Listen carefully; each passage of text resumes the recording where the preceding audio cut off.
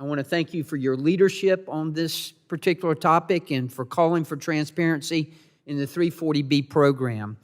It would help us understand how to improve the program long term, but also showcase instances where providers are using the program well that we may want to reward.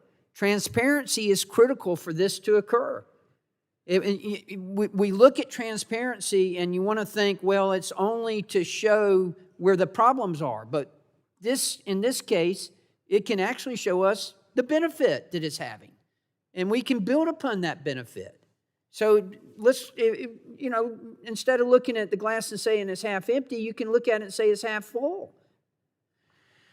When the HRSA administrator was in front of this committee recently, I had a good exchange with her about two worrisome dynamics in the program. The first is around how hospitals get into the program through their nonprofit status, but provide very little charity care.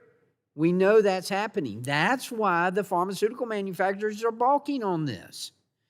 In fact, it was reported by the New York Times and the Wall Street Journal articles recently, some hospitals use it to pad their profits while depriving poor communities. Again, this is what transparency will do for us. It will show us if this is happening.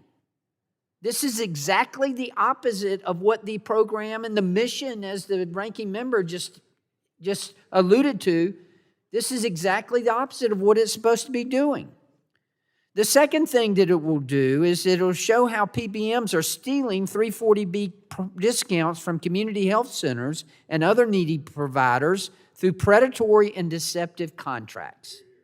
And they are doing that. That's what transparency is, the best disinfectant out there.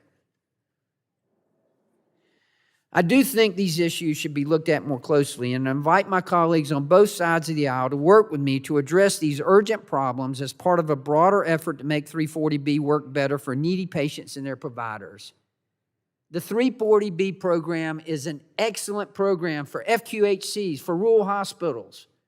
It is an excellent program. That's what it was intended for. If we need to address the mission, the original definition of what this is, then we should do that.